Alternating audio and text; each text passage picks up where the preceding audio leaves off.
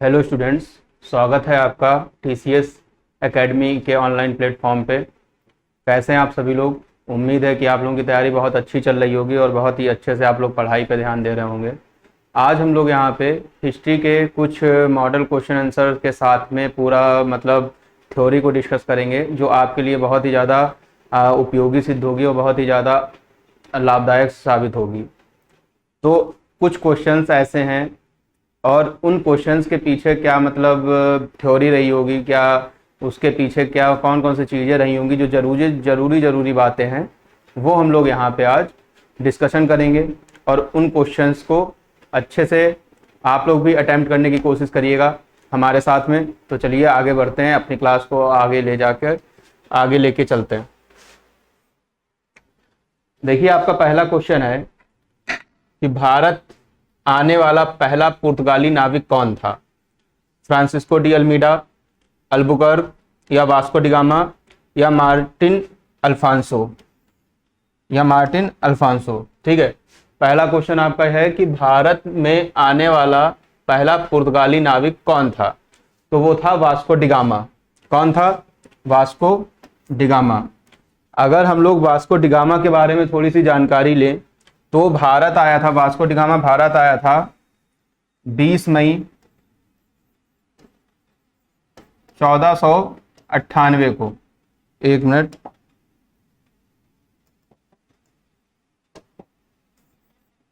Vasco D gamma Bharat आया था 20 मई 1498 को। ठीक है, इस डेट को वो भारत आया था। कालीकट के बंदरगाह पे पहुंचा था अब्दुल मजीद। उसकी जो कालीकट पे पहुंचने की जो सहायता की थी वो अब्दुल मजीद ने की थी। वो कालीकट के बंदरगाह पे पहुंचा, वास्को डी गामा पहुंचा था कालीकट के बंदरगाह पे। कालीकट, वहां पे जो उसका राजा था उसका नाम था जमोरियन।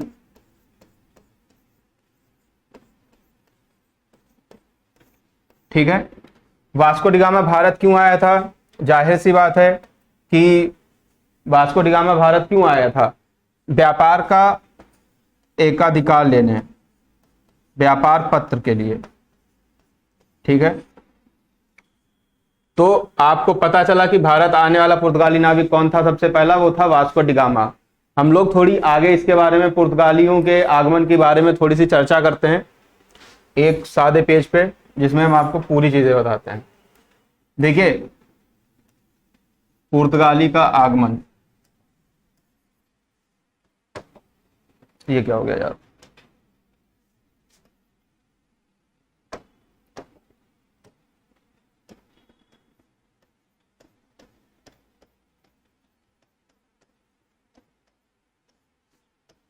पुर्तगालियों का आगमन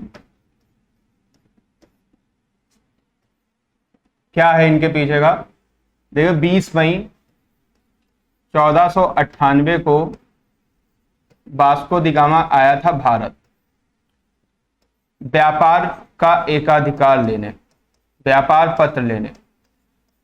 जब ये वापस जा रहा था यहां से, तो इसने रास्ते में ही 60 गुना ज्यादा मुनाफा कमा लिया था, क्योंकि भारत में मसालों का व्यापार उस टाइम पे बहुत ही ज्यादा, मसाले बहुत अच्छे होते थे, तो मसालों का व्यापार करने के लिए ही भारत आया था। तो उसने रास्ते में वापस जाते समय 60 गुना ज्यादा मुनाफा कमाया था। ठीक है, जिसकी वजह से ये दूसरी बार भारत आया, जिसकी वजह से इन लोगों ने 1453 में एक कंपनी बनाई, इस्तादो द इंडिया। क्या नाम था? इस्तादो द इंडिया। किस लिए बनाई? भारत के में व्यापार करने के लिए।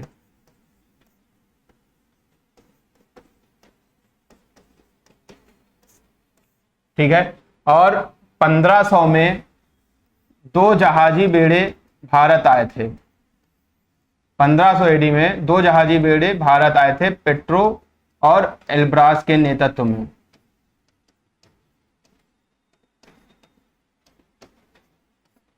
वास्को डी गामा दूसरी बार भारत कब आया था? 1502 में भारत आया था दूसरी बार। ठीक है, और पुर्तगालियों ने सबसे पहली अपनी फैक्ट्री डाली थी 1503 में कोचीन में बनाई थी। 1503 में जो सबसे पहली फैक्ट्री पुर्तगालियों ने डाली थी वो था कोचीन में डाली, और 1505 में कुन्नूर में डाली थी।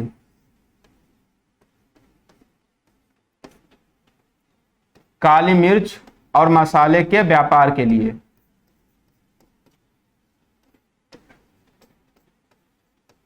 काली मिर्च और मसाले के, ठीक है। 20 मई 1498 को वास्को डी गामा भारत आया और उसने यहाँ पे अपना व्यापार पथ लिया। रास्ते में जाते समय उसका जो भी मुनाफा हुआ उसको वो मतलब उसके लालच में उन्होंने 1453 में अपनी एक कंपनी बनाई, स्टाडो डा इंडिया नाम की एक कंपनी बनाई जो भारत के साथ में व्यापार कर सके। 1502 में वो वापस से भारत आया था और उसके बाद में 1503 में इन्होंने मसालों के व्यापार करने के लिए कोचीन में सबसे पहले अपनी फैक्ट्री स्थापित की थी और 1505 में इन्होंने कन्नूर में अपनी फैक्ट्री स्थापित की। अब अगर किसी को पता हो कि वास्को डी गामा तीसरी बार भारत कब आया था तो वो कमेंट कर दे, तीसरी बार, ठीक है। तो चलिए आगे बढ़ते हैं। दूसरा क्वेश्चन है, किस वर्ष वास्को डी गामा भारत पहुंचा? अभी अभी हम लोगों ने देखा पूरा, मतलब पुर्तगालियों का आगमन अभी पूरा देखा कि 20 मई 1498 को वास्को डी गामा भारत पहुंचा था। कहां पहुंचा था? कालीकट पे पहुंचा था, ठीक है। दूसरी बार कब आया? 1502 में आया और उसने गर्म अपने मसालों और काली मिर्च के व्यापार के लिए जो सबसे पहली फैक्ट्री डाली थी 1503 में कोचीन बनाई और 1505 में उन्होंने कुन्नूर में अपनी फैक्ट्री स्थापित की। चलिए आगे बढ़ते हैं तीसरे क्वेश्चन पे। पुर्तगालियों ने अपनी पहली फैक्ट्री कहां पर स्थापित की थी? पुर्तगालियों ने अपनी फैक्ट्री कहां पर स्थापित की थी? तो अभी देखा था कि 1503 में उन्होंने कोचीन में अपनी फैक्ट्री स्थापित की थी और 1505 में कुन्नूर में उन्होंने अपनी फैक्ट्री स्थापित की थी, कुन्नूर में, ठीक है। ये कुछ क्वेश्चंस जो दिखा रहे हैं वो एक तरीके से हम लोग क्वेश्चन भी करेंगे और उसके पीछे की पूरी थ्योरी भी जानते हुए चलेंगे। जैसे कि अभी हमने पुर्तगालियों का पूरा आगमन पढ़ा, उसके बाद में आपके क्वेश्चंस उसी से हैं, ठीक है। तो ये प्रैक्टिस सेट के तौर पे आप करिए, फिर बोलिए कि 1503 में कोचीन में उन्होंने अपनी पहली फैक्ट्री बनाई थी और 1505 में सूरत। पूछा जाए कि वास्को डी गामा कब आया था तो 20 मई 1498 को कालीकट पे बैठा, कालीकट पहुंचा था, कालीकट, ठीक है। 53 में 1453 में 1553 में इन्होंने अपनी फैक्ट्री बनाई थी स्टाडो दा इंडिया,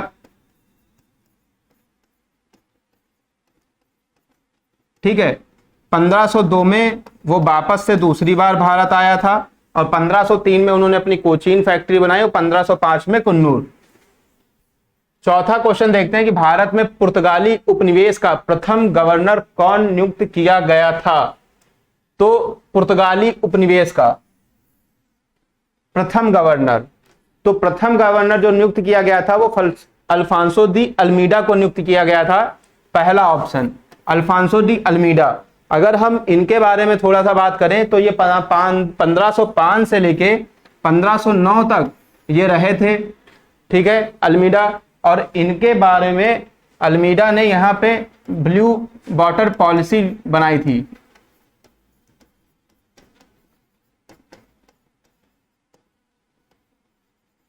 शांत जल नीति, शांत जल नीति, ठीक है। अब थोड़ा सा और देखें तो 1508 में इन्होंने चोल का युद्ध किया था, चोल का 1508 में, ठीक है। किसके बीच हुआ था? अल्मीडा और महमूद बेगड़ा के बीच, अल्मीडा और महमूद बेगड़ा, महमूद बेगड़ा, जिसमें अल्मीडा हार गया था, ठीक है, जिसमें अल्मीडा हार गया था। फिर 1509 में दूसरी बार यही चोल का युद्ध हुआ,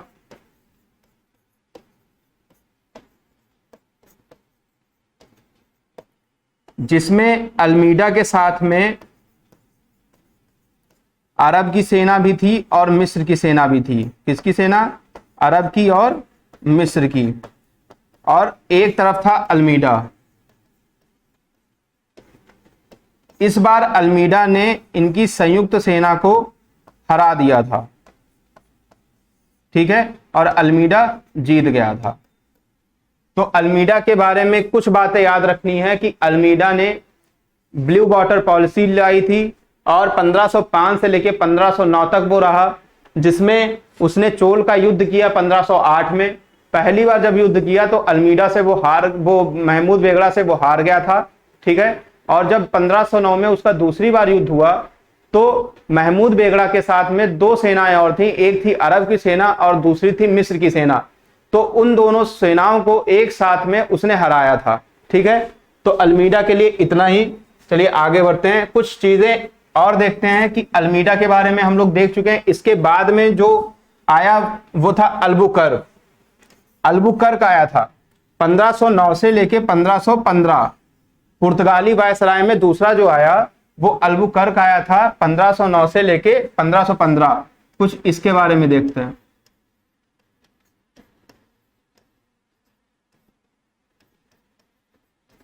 पंद्रह सौ नौ से लेके 1515, ठीक है।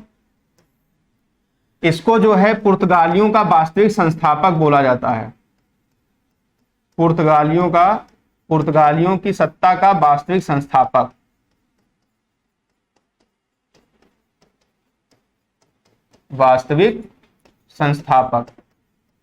ठीक है।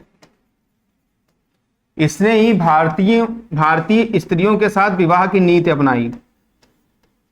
भारतीय स्त्रियों के साथ विवाह की नीति,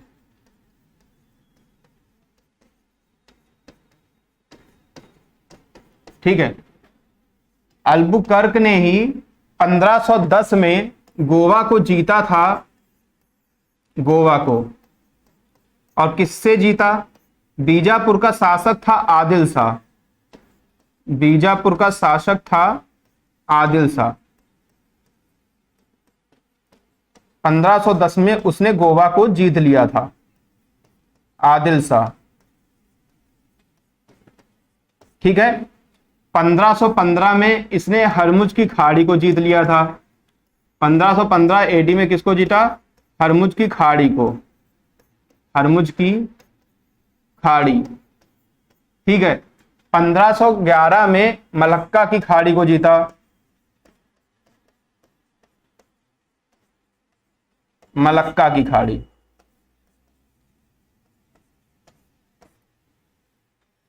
ठीक है। तो अल्बुकर्क के बारे में पुर्तगालियों का वास्तविक संस्थापक माना जाता है अल्बुकर्क। इसका जो भारत रहा है 1509 से लेके 1515 तक ये भारत रहा है, ठीक है। और भारतीय स्त्रियों के साथ में विवाह की नीति भी इसी ने अपनाई थी। और इसने 1515 में हरमुज की खाड़ी को जीता और 1510 में गोवा को जीता। किससे जीता था?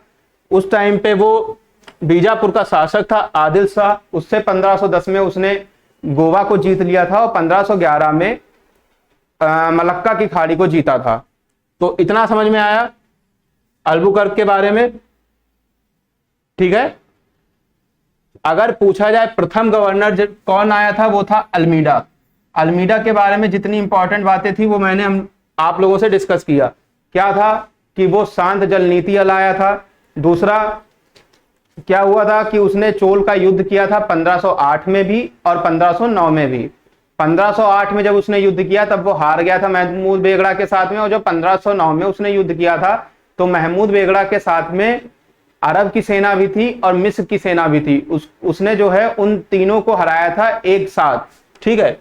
अल्बुकर्क को वास्तविक संस्थापक बोला जाता है पुर्तगाली सत्ता का। 1515 में हरमुज की खाड़ी को जीता था, 1511 में मलक्का की खाड़ी को जीता और 1510 में गोवा को जीता था आदिल शाह से। चलिए आगे बढ़ते। चोल का युद्ध कब हुआ था? चोल का युद्ध कब हुआ था? 1508 ईस्वी, 1600, 1605, 1608, ना 1600, ना 1605, ना 1608। कब हुआ था? 1508। 1508 में हुआ था किसके किसके बीच? अल्मीडा और महमूद बेगड़ा के बीच, अल्मीडा और महमूद बेगड़ा, ठीक है। और यही 1509 में भी हुआ था, जहां पे महमूद बेगड़ा के साथ में अरब की भी सेना थी और मिस्र की भी सेना थी, ठीक है। चलिए अगला क्वेश्चन है, 1510 में अल्बुकर्क ने गोवा किससे जीता था? अभी हम लोग पीछे पढ़ के आए आदिल शाह। आदिल शाह कहां है? आदिल शाह, ठीक है। आदिल शाह से उसने गोवा जीता था 1510 में। सारी चीजें 1511 में क्या जीता था? मलक्का की खाड़ी को, मलक्का को, ठीक है। 1510 में क्या जीता? गोवा को। 1515 में क्या जीता? हरमुज की खाड़ी, ठीक, हरमुज की खाड़ी। इससे ज्यादा भारतीय स्त्रियों से विवाह की नीति भी अपनाई थी। भारतीय स्त्रियों से विवाह की नीति, स्त्रियों से विवाह की नीति, ठीक है। चलिए 7वां क्वेश्चन है, गोवा को अपनी राजधानी बनाकर पहला पुर्तगाली गवर्नर कौन था? अल्बुकर्क, अल्मीडा या नीनो डी कुन्हा? तो इसका सही है Nuno da Cunha. Nuno da Cunha जो आया था वो आया था 1529 से लेके 1538 तक रहा था नीनो डी कुन्हा, ठीक है। नीनो डी कुन्हा 1530 में उसने अपनी राजधानी बनाई थी गोवा, ठीक है। कोचीन से गोवा, कोचीन से हटा के उसने गोवा को अपनी राजधानी बनाया था 1530 में, ठीक। 1534 में गुजरात का शासक था बहादुर शाह। बहादुर शाह इसको अपने जहाज में धोखे से बुला के मार दिया था और 1534 में बसीन और 1535 में दीव पे अधिकार कर लिया था, दीव पर अधिकार कर लिया था, ठीक। नीनो डी कुन्हा ने कॉर्टेज पद्धति लागू की थी। कौन सी पद्धति? कॉर्टेज पद्धति। कॉर्टेज पद्धति एक तरीके का शुल्क होता था जो एशियाई देशों से आए, मतलब व्यापार करने के लिए जो जहाज आते थे उनको देना पड़ता था। कहा जाता है कि अकबर ने भी कॉर्टेज पद्धति मानी थी, अकबर ने भी कॉर्टेज पद्धति दी थी। तो इस तरीके से क्वेश्चंस के आधार पे हम लोगों ने पुर्तगाली पूरा कवर कर लिया है। तो पुर्तगाल में सबसे पहले भारत कौन आया? वास्को डी गामा आया। जो वायसराय रहे हम लोगों ने उनके बारे में पढ़ लिया, जैसे कि अल्बुकर्क के बारे में भी पढ़ चुके हैं, अल्मीडा के बारे में पढ़ चुके हैं। 1505 से लेके 1509 तक अल्मीडा रहा है, 1505 से लेके 1509 तक, ठीक है। 1509 से लेके 1515 तक अल्बुकर्क रहा है और नीनो डी कुन्हा जो रहा है 1529 से लेके 1538 तक, ठीक है। सारी चीजें हम लोगों ने पुर्तगालियों के बारे में कवर की। 8वां क्वेश्चन है, भारत आगमन पर कंपनियों का सही क्रम क्या है? कंपनियों का सही क्रम देखो, पहले आते हैं पुर्तगाली, ठीक है, पहले आते हैं पुर्तगाली, फिर आते हैं डच, फिर आते हैं डच, तीसरे नंबर पे आए अंग्रेज, ब्रिटिशर्स, चौथे नंबर पे आए डेनिस, चौथे नंबर पे आए हैं डेनिस, और 5वें नंबर पे आए हैं फ्रांसीसी। क्या आए हैं? फ्रांसीसी। तो ये क्रम रहा है उनके आगमन का, पुर्तगाली, डच, अंग्रेज, डेनिस और फ्रांसीसी, ठीक है। तो देखते हैं किस ऑप्शन में है, पुर्तगाली, डच, अंग्रेज और फ्रांसीसी, ऑप्शन नंबर डी। अगर हम लोग डच की बात करें तो ये 1596 में आए थे, ठीक है, 96 में। कार्नेलियस डी हाउटमैन जो आया था उसका नाम था कार्नेलियस डी हाउटमैन। क्या नाम था? हाउटमैन। ये केप ऑफ गुड होम होते हुए बाटेन और सुमात्रा द्वीप पर पहुंचे थे, बाटेन और सुमात्रा द्वीप पर, सुमात्रा। ठीक। डच इंडोनेशिया की ही तरफ ही अपना व्यापार करते थे। 1602 में इन्होंने अपनी कंपनी बनाई थी वीओसी। ठीक है, वीओसी।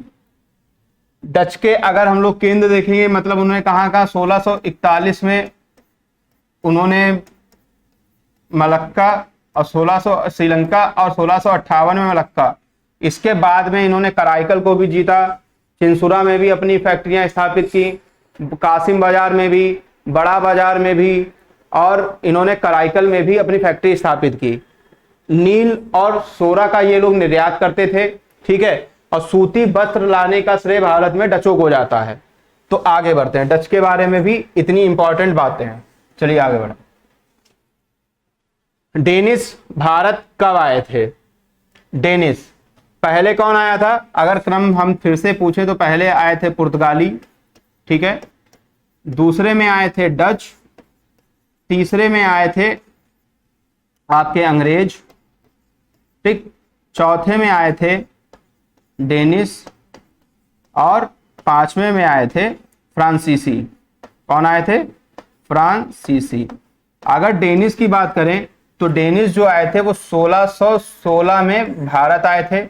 1620 में डेनिशों ने टैंकोबार को जीता था, टैंकोबार को। ठीक है, 1676 में सरूमपुर को जीता, और 1645 में कंपनी इन्होंने अंग्रेजों के साथ 1745 में बेच दी थी। क्यों बेच दी थी? क्योंकि ये भारत में अपनी स्थिति को सही नहीं कर पाए थे। तो डेनिश भारत कब आए थे? वो 1616 में आए थे भारत। चलिए आगे बढ़ो। 10वां, अंग्रेजों ने सूरत को अपना स्थायी कार्यालय कब बनाया? अंग्रेजों ने सूरत को अपना स्थायी कार्यालय कब बनाया? इसके पहले हम लोग ये जान लेते हैं कि अंग्रेज आए कब थे। देखो भाई, एक सादा कागज, चलो ठीक है, इधर ही देखो। एक अंग्रेज आए कब थे? देखो 1599 में अंग्रेज आए थे, मतलब एक कंपनी बनी थी। 31 दिसंबर 1600 को एलिजाबेथ ने इनको 15 साल का एकाधिकार दे दिया था व्यापार करने के लिए। क्या दे दिया था? एकाधिकार। कितने साल का दिया था? 15 साल का सिर्फ। लेकिन 1609 में जेम्स सेकेंड, इन्होंने इसको अनिश्चित काल के लिए सीमित कर दिया, मतलब जब तक चाहे तब तक। ठीक।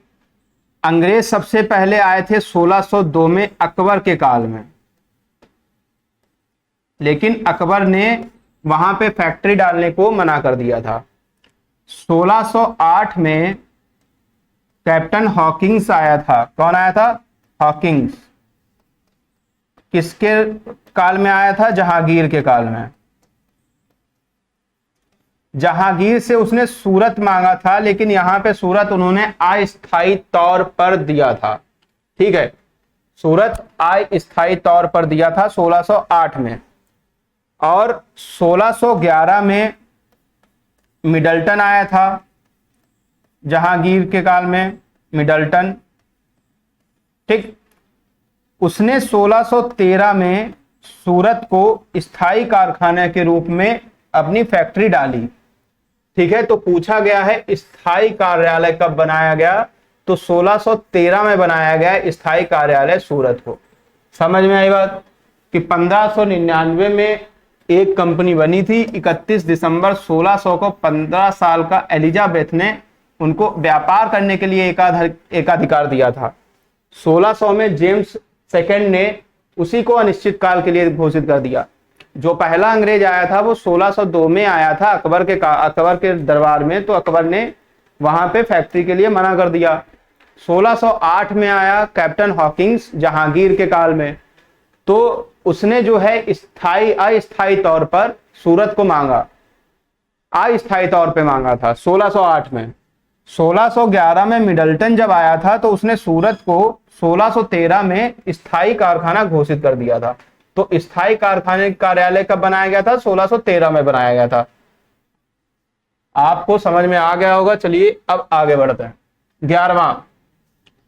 11वां क्वेश्चन है, अंग्रेजों ने पूर्वी भारत की सबसे पहली फैक्ट्री कहां बनाई थी? पूर्वी भारत की, ठीक है, पूर्वी भारत की। तो ये देखो पहले कि दो चीजें हैं। अगर ऐसे बोले, बालासोर को 1633 में बनाई थी पूर्वी भारत की सबसे पहली फैक्ट्री, ठीक।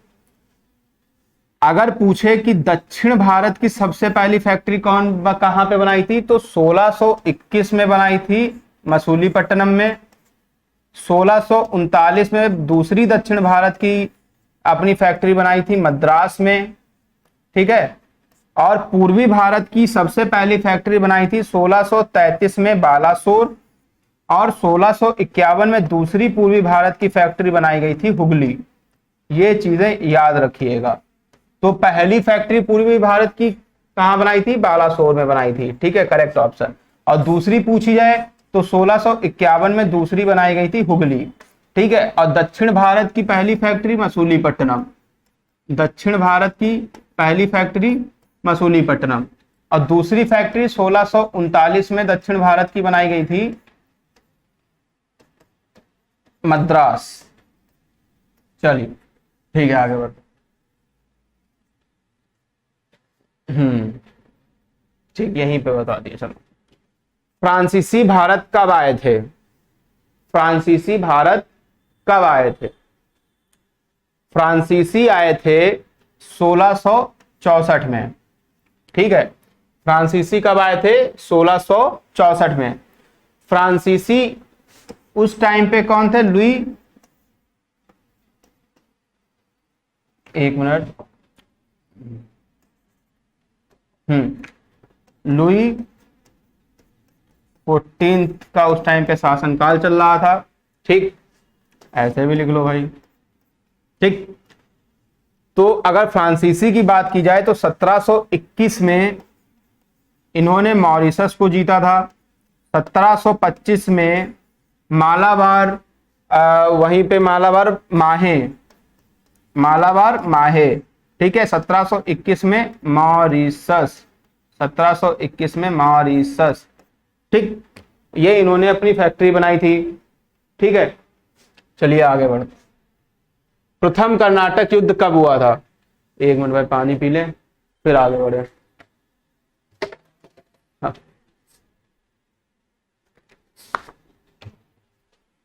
प्रथम कर्नाटक युद्ध, प्रथम कर्नाटक युद्ध कब हुआ था? तो प्रथम कर्नाटक युद्ध जो आपका हुआ था, देखिए 3 कर्नाटक युद्ध हुए हैं, 3 कर्नाटक युद्ध हुए हैं, पहला, दूसरा, तीसरा।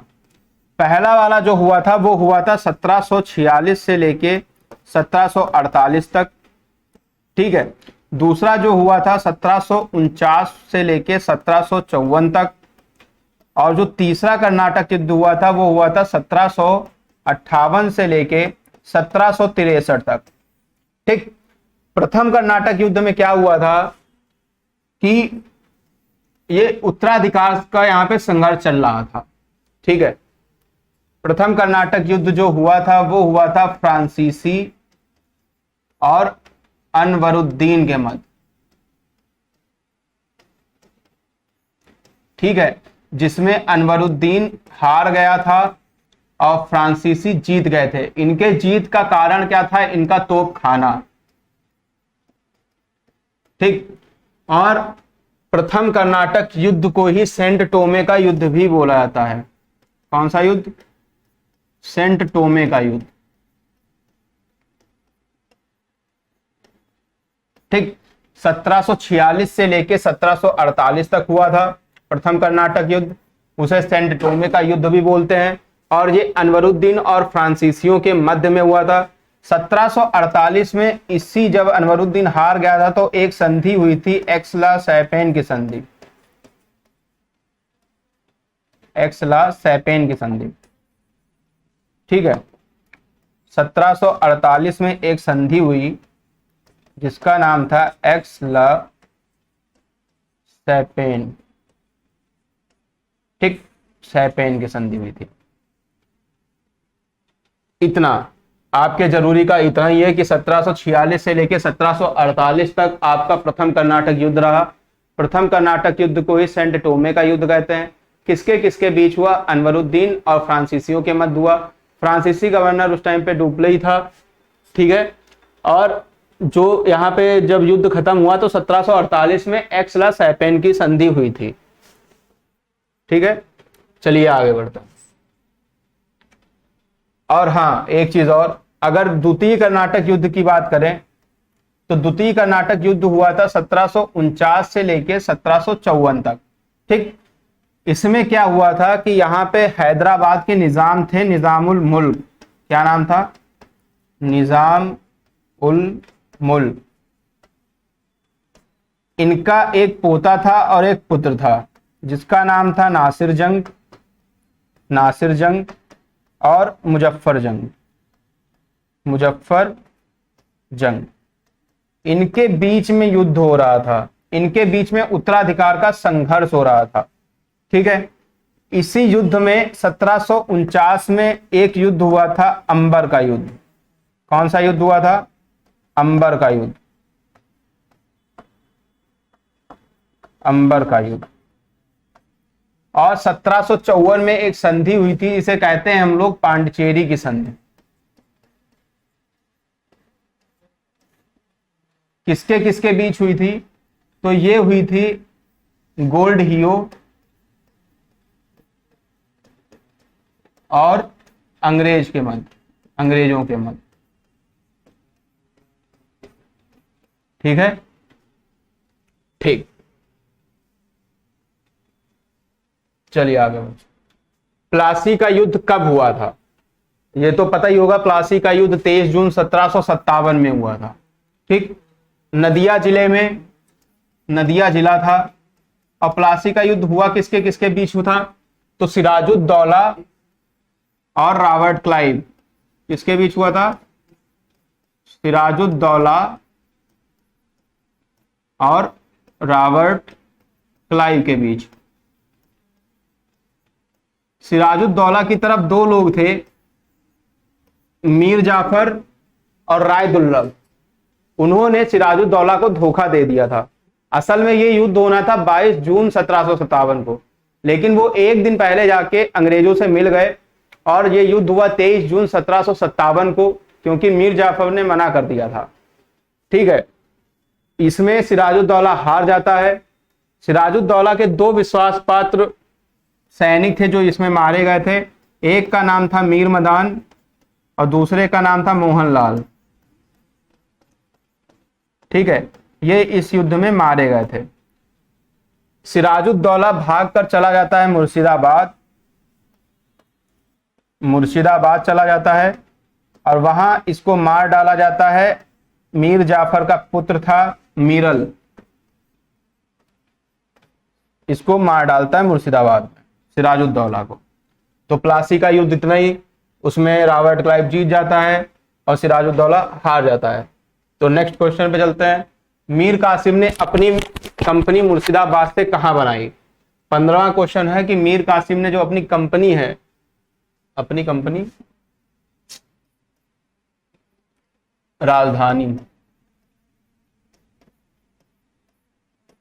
ठीक है। देखो, जब प्लासी का युद्ध हुआ था सिराजुद्दौला और रॉबर्ट क्लाइव के बीच में, जब सिराजुद्दौला मारा गया था उसके बाद में जो बंगाल का नवाब बना था वो बना था मीर जाफर, ठीक। रॉबर्ट क्लाइव ने उसको बनाया था। वहां पे वो लोग रॉबर्ट क्लाइव को बहुत अच्छे से कर दे रहे थे। बंगाल, बिहार, उड़ीसा की मतलब उन्होंने दे ही दिया था पूरा राजस्व और उनकी डिमांड बढ़ती ही चली जा रही थी, जो कि मीर जाफर पूरा नहीं कर पा रहा था। तो मीर जाफर को हटा के बनाया गया था मीर कासिम को।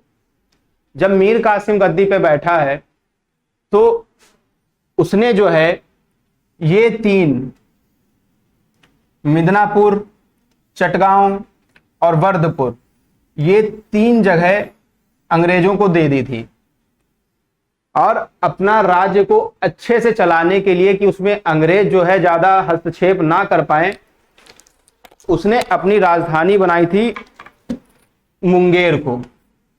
ठीक है, मतलब वहां से मुर्शिदाबाद से मुंगेर शिफ्ट कर दी थी।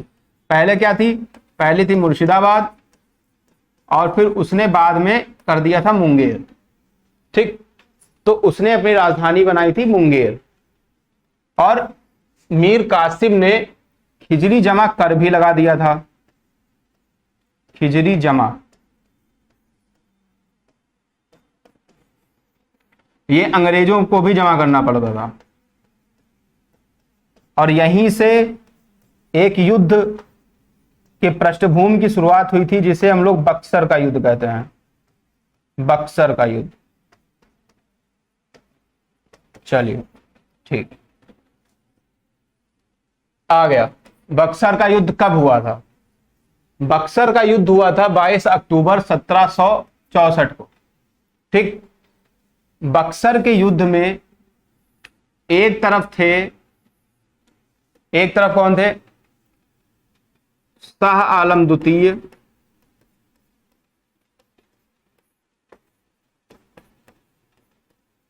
मीर कासिम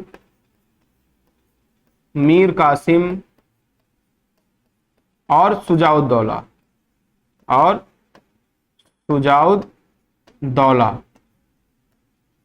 ठीक है, दूसरी तरफ थे अंग्रेज।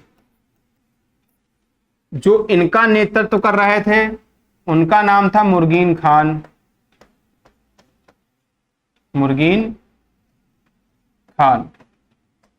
और जो अंग्रेजों की तरफ से नेतृत्व कर रहे थे उनका नाम क्या था, बताओ?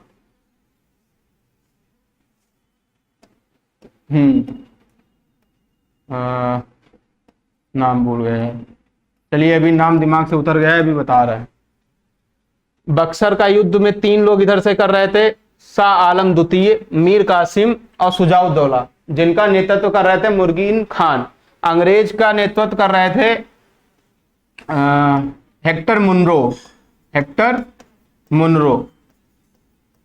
ठीक है, जब बक्सर का युद्ध होता है तो ये हेक्टर मुनरो जीत जाते हैं और ये तीनों हार जाते हैं। मीर कासिम भाग जाता है, शाह आलम द्वितीय अंग्रेजों के पास में जाके समर्पण कर देते हैं और सुजाउद्दौला कुछ टाइम तक लड़ता है लेकिन वो अकेले नहीं लड़ पाता, इस वजह से वो भी समर्पण कर देता है। बक्सर के युद्ध की पूरी होने के बाद में एक संधि होती है, इलाहाबाद की संधि, 1765 में। कौन सी संधि होती है? इलाहाबाद की संधि। इलाहाबाद की संधि। क्वेश्चन क्या था कि बक्सर का युद्ध कब हुआ था? 22 अक्टूबर 1764। अगर पूछा जाए किनके किनके बीच हुआ तो शाह आलम द्वितीय, मीर कासिम और आपके सुजाउद्दौला के बीच। सुजाउद्दौला का जो उधर से नेतृत्व कर रहे थे वो कर रहे थे मुर्गीन खान और इधर अंग्रेजी सेना से जो नेतृत्व कर रहे थे वो थे हेक्टर मुनरो। ठीक है, हेक्टर मुनरो जीत जाते हैं और ये लोग हार जाते हैं। इलाहाबाद की संधि कब हुई थी? इलाहाबाद की संधि हुई थी 1765 में। ठीक है, मतलब 2 टुकड़ों में इलाहाबाद की संधि हुई थी। एक हुई थी 12 अगस्त 1765, एक हुई थी 12 अगस्त 1765 और एक हुई थी 16 अगस्त 1765। ठीक, 12 अगस्त 1765 वाली जो संधि हुई थी ये 2 लोगों के बीच में हुई थी। एक तो शाह आलम द्वितीय, एक तो शाह आलम और प्लस रॉबर्ट क्लाइव के बीच। ठीक, और ये हुआ था सुजाउद्दौला और प्लस क्लाइव के बीच, रॉबर्ट क्लाइव। यहां पे क्लाइव ने शाह आलम द्वितीय को 26 लाख रुपए पेंशन के रूप में, वार्षिक पेंशन के रूप में लिया था और रॉबर्ट क्लाइव ने सुजाउद्दौला से 50 लाख रुपए लिए थे क्षति के। ठीक है, शाह आलम द्वितीय ने बंगाल, बिहार, उड़ीसा का पूरा मतलब जो भी था वो सब क्लाइव को दे दिया था और इधर जो सुजाउद्दौला से कड़ा और इलाहाबाद छीनकर ये शाह आलम द्वितीय को रॉबर्ट क्लाइव ने दे दिए थे। चलिए आगे बढ़ते हैं। तो इलाहाबाद की संधि कब हुई थी? 12 अगस्त 1764 नहीं है, 1765 है। और 16 अगस्त 1764 नहीं है, 1765 है। 12 अगस्त 1765 और 16 अगस्त 1765 को इलाहाबाद की संधि हुई थी। प्रथम आंग्ल मैसूर युद्ध कब हुआ था? प्रथम आंग्ल मैसूर युद्ध हुआ था 1767 से लेके 1769 तक। आपका कौन सा ऑप्शन है? 1767 से लेके 1769 तक। किसके किसके बीच हुआ था प्रथम आंग्ल मैसूर युद्ध? वो हुआ था हैदर अली और अंग्रेजों के बीच।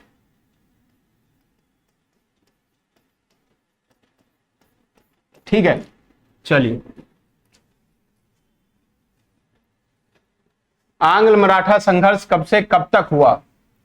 आंग्ल मराठा संघर्ष कब हुआ था? तो आंग्ल मराठा संघर्ष जो हुआ था वो हुआ था 1775 से लेके 1782 में। ठीक, 1775 से लेके 1782 में हुआ था आंग्ल मराठा युद्ध, 1775 से 1782। ठीक है, 20वां क्वेश्चन है आपकी, सूरत की संधि कब हुई थी?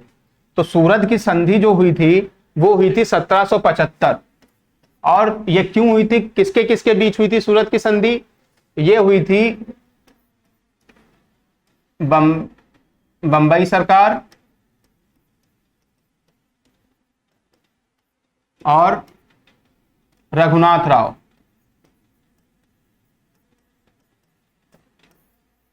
ठीक है, बंबई सरकार और रघुनाथ राव। ठीक, बेसीन की संधि कब हुई थी? पहले एक चीज और देख ले कि आंग्ल मैसूर युद्ध हुए हैं, ये 4 आंग्ल मैसूर युद्ध हुए हैं। ठीक है, पहले आंग्ल मैसूर युद्ध जो हुआ था वो 1767 से लेके 1769 हुआ था। 4 आंग्ल मैसूर युद्ध हुए हैं। पहला हुआ है 1767 से लेके 1769, दूसरा हुआ है 1780 से लेके 1784 और तीसरा हुआ है 1790 से लेके 1792 और चौथा हुआ है 1799। ठीक है, पहले युद्ध में हैदर अली और अंग्रेजों के बीच में युद्ध हुआ था। ठीक है, यहाँ पे मद्रास की संधि हो गई थी 1769 में, और उनके बीच में ये बोला गया था कि अगर जरूरत पड़ेगी तो हम सभी लोग एक साथ में खड़े होंगे, लेकिन अंग्रेजों ने वो अपनी संधि को तोड़ दी थी। इसी वजह से दूसरा मद्रास आंग्ल मैसूर युद्ध हुआ था। ठीक है, जिसमें हैदर अली निजाम और मराठा, हैदर अली निजाम और प्लस मराठा साथ में थे और अंग्रेज अकेले थे। उस टाइम पे 1780-81 के तरफ में अंग्रेजों की हालत बहुत बुरी थी, इसीलिए एक अंग्रेज अधिकारी को भेजा गया, सर थॉमस रो को। ठीक है, सर थॉमस रो को। उन्होंने निजाम और मराठाओं को हैदर अली से अलग कर दिया, लेकिन हैदर अली के अंदर तब भी मतलब कोई भी डर और भय नहीं आया। 1781 में इसी दूसरे आंग्ल मैसूर युद्ध में 1781 में एक युद्ध हुआ था, पोर्टेमुआ का युद्ध, जिसमें 1782 में हैदर अली की डेथ हो गई थी। जब इसकी डेथ हो गई थी तो 1782 में ही बैठा था टीपू सुल्तान। टीपू सुल्तान कौन था? ये था हैदर अली का बेटा। ठीक है, टीपू सुल्तान। युद्ध को बंद करने के लिए एक संधि की गई थी 1784 में, वो थी मंगलौर की संधि। मंगलौर की संधि। ठीक, और जो तृतीय आंग्ल मैसूर युद्ध हुआ था वो हुआ था 1790 से लेके 1792। चतुर्थ हुआ था 1799। अब तृतीय वाले में क्या हुआ था कि जब यहाँ पे मंगलौर की संधि हुई थी, मंगलौर की संधि टीपू सुल्तान को मंजूर नहीं थी। वो विदेशों से भी अपने संपर्क बढ़ा रहा था, और इधर अंग्रेजों ने सोच लिया था कि अगर अब टीपू सुल्तान को खत्म नहीं किया गया तो वो जो है हम लोगों को खत्म कर देगा।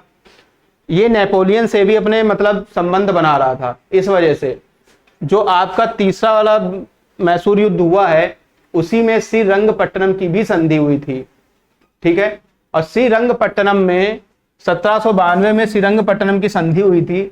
उसमें आप टीपू सुल्तान, अंग्रेज, मराठा और निजाम ये एक साइड थे और टीपू सुल्तान एक साइड था। ठीक, श्रीरंगपट्टनम की संधि में अंग्रेज मराठा निजाम एक साइड थे और टीपू सुल्तान एक साइड था। अगर पूछा जाए कि श्रीरंगपट्टनम की संधि कब हुई थी, रंगपट्टनम की संधि कब हुई थी, वो हुई थी 1792 में। ठीक है, किसके किसके बीच हुई, तो टीपू सुल्तान, अंग्रेज, मराठा और निजाम, मतलब अंग्रेज ही बोलेंगे लेकिन अंग्रेजों का साथ दे रहे थे मराठा और निजाम भी। ठीक, चलिए आगे बढ़ते। आंग्ल मराठा संघर्ष कब से कब तक हुआ था, तो आंग्ल मराठा संघर्ष जो हुआ था वो 1775 से लेके 1782। अब आंग्ल मराठा संघर्ष की बात करें तो आंग्ल मराठा संघर्ष भी 3 हुए हैं। पहला जो हुआ है वो 1775 से लेके 1782 तक हुआ है। ठीक, दूसरा जो हुआ है वो 1803 से लेके 1805 तक हुआ है और तीसरा जो हुआ है वो 1816 से लेके 1819 तक हुआ है। ठीक है, तो दूसरा वाला द्वितीय आंग्ल मराठा संघर्ष तो 1803 से लेके 1805 और तृतीय पूछा जाए तो 1816 से लेके 1819 तक तीसरा वाला हुआ है। ठीक है, तो पहला वाला जो हुआ है 1775 से 1782। अब इसमें क्या था कि मराठा जो थे उनका 45 वर्षों तक तो शासन रहा है। ठीक है, मराठाओं का अगर बात की जाए तो 45 वर्षों तक उनका शासन रहा ही रहा है। और जो आपका आंग्ल मराठा युद्ध का 1775 में जब सूरत की संधि हुई थी, ठीक है, सूरत की जब संधि हुई थी जिसमें रघुनाथ राव और वो बंबई की सरकार थी, उनके बीच में ये संधि हुई थी, वहीं से प्रथम आंग्ल मराठा युद्ध का छिड़ गया था। 1776 में आपकी हुई है पुरंदर की संधि, 1776 में पुरंदर की संधि हुई है। ठीक, पुरंदर की संधि में एक तरफ पूना दरबार था, एक तरफ कलकत्ता दरबार था, कलकत्ता की सरकार थी और एक तरफ बंबई की सरकार थी। पुरंदर की संधि को बंबई की सरकार मान्य नहीं कर रही थी, जिस वजह से एक युद्ध हुआ था तलगांव का युद्ध। ठीक है, तलगांव का युद्ध, उसमें मराठा जीत गए थे और बंबई की सरकार और मराठा के साथ में युद्ध हुआ था जिसमें मराठा जीत गए थे। जब मराठा जीते तो 1779 में हुआ था तलगांव का युद्ध। ठीक है, कहे का तलगांव, जिसमें मराठा जीत गए थे और इसी में बड़गांव की संधि हुई थी। बड़गांव की संधि में क्या हुआ कि मराठाओं ने बोला कि 1773 से लेके तुमने जितने भी हमारे क्षेत्रों को जीता है वो सब वापस कर दिए जाएं, जो कि वॉरेन हॉस्टिंग्स को मंजूर नहीं था। ठीक है, इसीलिए एक संधि और हुई थी, सालवाई की संधि। सालवाई की संधि हुई थी 1782 में हुई थी सालवाई की संधि। ये पूरा है प्रथम कर्नाटक युद्ध, प्रथम आंग्ल मराठा युद्ध, सालवाई की संधि। चलिए आगे बढ़ता। सूरत की संधि कब हुई थी, 1775 में हुई थी। ये अभी हम लोग देख के आ रहे हैं, सूरत की संधि बंबई सरकार और रघुनाथ राव के बीच में हुई थी। ठीक है, बेसीन की संधि कब हुई थी, जो बेसीन की संधि हुई थी वो 1802 में हुई थी, 1802 में। अब इसका क्या है, जब हुआ था सालवाई की संधि हुई थी, जब सालवाई की संधि हुई थी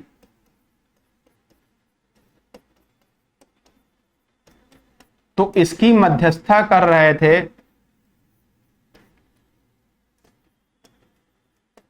रघुनाथ राव।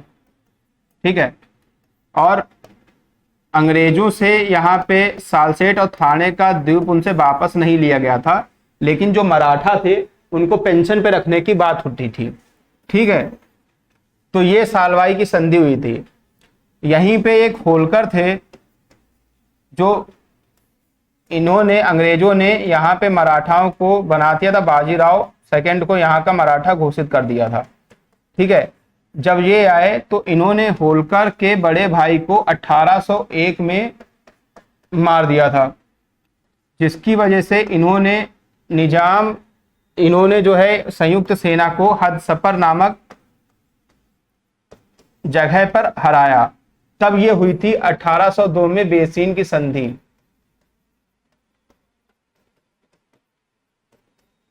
ठीक है, चलिए आगे बढ़। द्वितीय आंग्ल मराठा युद्ध किसके किसके बीच हुआ?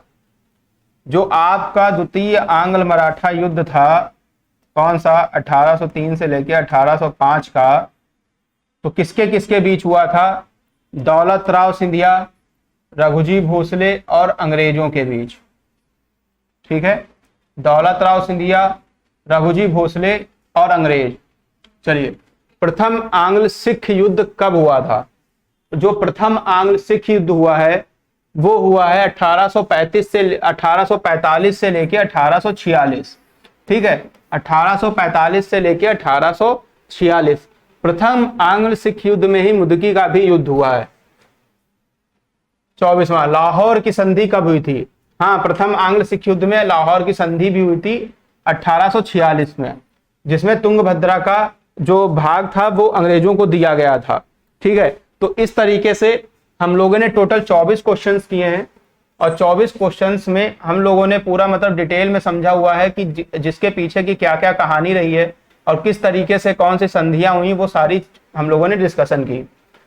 और आगे इसी तरीके से हम आपके लिए ये MCQ लाते रहेंगे। अगर आपको ये मतलब अच्छा लगा हो तो आप इसको लाइक सब्सक्राइब करिएगा। बाकी हमारे चैनल पे जो LT ग्रेड की तैयारी कर रहा है उसके लिए ये कुछ कोर्सेज हैं जो आपके लिए बहुत ही मतलब यूजफुल हो सकते हैं। वो आप ऑनलाइन जो नंबर दिख रहे हैं आप उनसे संपर्क करके इन कोर्सेज के बारे में पूरी जानकारी ले सकते हैं और पूरा मतलब मटेरियल अपना देख सकते हैं। तो इसी के साथ में मैं आपसे यही कहूँगा कि आप अपनी तैयारी को आगे बढ़ाइए, आप अपनी तैयारी को अच्छे से करिए। बाकी यहाँ पे आपको शॉर्ट नोट्स वगैरह सारी मतलब चीज़ें दी जाएंगी और हम आपकी तैयारी में पूरा साथ देंगे। हमारी टीम पूरा आपके साथ में खड़ी रहेगी। तो यहीं पे अपनी वाणी को विराम देता हूँ। धन्यवाद।